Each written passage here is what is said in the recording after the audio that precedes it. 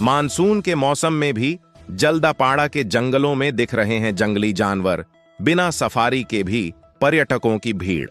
अगर आप भी जल्दापाड़ा नेशनल पार्क जाकर जंगली जानवरों को देखने की योजना बना रहे हैं, लेकिन इस समय जंगल में प्रवेश पर रोक होने के कारण निराश हैं, तो आपके लिए है अच्छी खबर है। जल्दापाड़ा में मानसून के 3 महीनों के लिए कार सफारी और हाथी सफारी बंद रहती है, लेकिन फिर भी पर्यटक बिना सफारी के ही जंगल के किनारे से जंगली जानवरों को देख पा रहे हैं। ईस्टर्न ड्वार्स टूरिज्म डेवलपमेंट के सचिव विश्वजीत साहा के अनुसार इन दिनों जल्दापाड़ा से हासीमारा की ओर जाने वाले 48 नंबर राष्ट्रीय राजमार्ग के दोनों ओर जंगल के हिस्सों में अक्सर हाथी, बाइसन, हिरण, गैंडा, मोर जैसे वन्य जीव दिख रहे हैं। इसके अलावा चिल्लापता से कूच बिहार या हासीमारा से अलीपुरद्वार की ओर यात्रा करते समय बक्सा के जंगलों में भी हाथियों के झुंड देखे जा रहे हैं। राजा भात खावा से कालचीनी और मादरीहाट से टोटोपाड़ा के रास्तों पर भी अक्सर बाइसन और हाथी देखे जाते हैं, जिससे पर्यटकों में काफी उत्साह देखा जा रहा है। विश्वजीत साहा ने यह भी सुझाव दिया है कि यदि वन विभाग जल्दापाड़ा और तोरसा नदी के किनारे 2 विशेष स्थानों पर टिकट आधारित पार्किंग व्यवस्था करता है, तो पर्यटकों को सुरक्षित रूप से वन्य जीवों का दर्शन कराने में मदद मिलेगी और दुर्घटनाओं से भी बचा जा सकेगा। उन्होंने बताया कि इस विषय पर वे जल्द ही जल्दापाड़ा वन विभाग से चर्चा करेंगे। বর্ষায় ডুয়ার্স এবং জলদাপাড়া, তো আজকেও আমি দেখতে পেলাম যে আপনারা অনেকগুলো হাতি তোষাপাড়া দেখতে পেয়েছেন এবং ওখানে একটা পার্কিং ব্যবস্থা নিয়ে খুব সমস্যা হচ্ছে, কি বলবেন আপনি? আমি সবসময় বিশ্বাস করি যে ডুয়ার্স দেখার সেরা সময় হচ্ছে বর্ষাকাল। অনেকে বলে বর্ষাকালে তো জঙ্গল বন্ধ বলে কোনো কথা নেই। জঙ্গল, এত বড় জঙ্গলকে কেউ বন্ধ করতে পারবে না, বরং বলা যায় যে কার সাফারি আর এলিফ্যান্ট রাইড বন্ধ। আর আমাদের যে কয়টা প্যাচ আছে মানে জঙ্গলের, যেরকম আমরা হলুম নদীর থেকে তোরসা নদী অব্দি যদি আমরা যাই সবসময়, তাহলে ডেইলি কিছু না কিছু, কোনোদিন গন্ডার, কোনোদিন বাইসন, কোনোদিন হাতি। আজকে তো অনেক বড় একটা হাতির দল, সঙ্গে বাইসনও পাওয়া গেছে।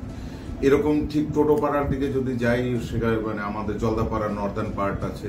আমি যদি কোদাল বস্তি থেকে চিলাপতে যাই, সেখানে কিছু না কিছু এই সময় জন্তু জানোয়ার দেখাই যাবে। বন্যপ্রাণী, জন্তু জানোয়ার থেকে বন্যপ্রাণী বলাটা ভালো। এবং যদি আমি মনে করি দমনপুর থেকে রাজাভাত খাওয়া যায়, সেখানেও বন্যপ্রাণী। অর্থাৎ জঙ্গল বন্ধ বলে কোনো জিনিস নেই, জঙ্গল খোলা। কার সাফারি আর জিপ সাফারি, তো কার সাফারি জিপ সাফারি করার জন্য কিসের জন্য যায়? মানে আমাদের বন্যপ্রাণী দেখার জন্য। এখানে অহরহ বন্যপ্রাণী দেখা যায় এবং এত বেশি পরিমাণে দেখা যায়, হয়তো কার সাফারিতে এত দেখা যায় না। তো সেই জন্য এই সময় আমি পর্যটকদের বলবো যে অনেক হোটেল, যেরকম আমারও একটা রিসোর্ট আছে, 30% ডিসকাউন্ট আছে এখন, যেটা আমাদের ইয়েতে ওয়েবসাইটে যে অফিসিয়াল রেট আছে তার থেকে 30% ডিসকাউন্ট। এবং খাওয়া দাওয়া একদম মানে এখন নদীয়ালি মাছের একেবারে ভান্ডার আছে।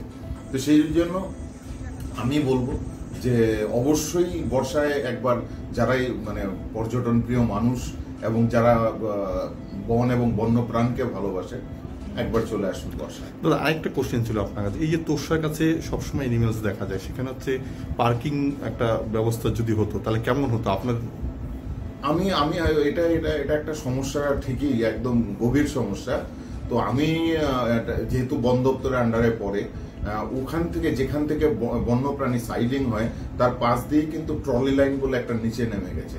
ওখানে যদি আমরা মানে ফিস নিয়ে, গভর্নমেন্ট ফিস নিয়ে একটা মানে একদম অথেন্টিক একটা পার্কিং এর ব্যবস্থা করে, তাহলে কিন্তু ব্যাপারটা সুস্থভাবে হয়। কোনো না কোনো দিন হয়তো এই তাড়াহুড়ার জন্য অ্যাক্সিডেন্টও হয়ে যেতে পারে। এই আমরা সবসময় কি করি, অ্যাক্সিডেন্ট হওয়ার পরে আমরা ব্যবস্থা নিই। আমি চাইবো যে আমরা অবশ্যই মানে ডিএফও সাহেব বা ঊর্ধ্বতন কর্তৃপক্ষের কাছে যে ওখানে একটা, এবং আমাদের জলদাপাড়া যে মূল প্রবেশদ্বার, সেখানেও প্রচুর গাড়ি এই সময় সেলফি তোলার জন্য এর জন্য দাঁড়ায়, তাদেরও জায়গায় ব্যবস্থা নেই, কেন তার পাশেই কিন্তু ট্রাফিক পয়েন্ট আছে। তো তাদেরও একটা পার্কিং এর ব্যবস্থা করা অবশ্যই দরকার, যাতে কোনো দুর্ঘটনা না ঘটে। আপনার পরিচয়? আমার নাম Biswajit Shah, eastern Dooars tourism development এসোসিয়েশনের সাধারণ সম্পাদক। जल्दापाड़ा से वॉइस आप की आवाज।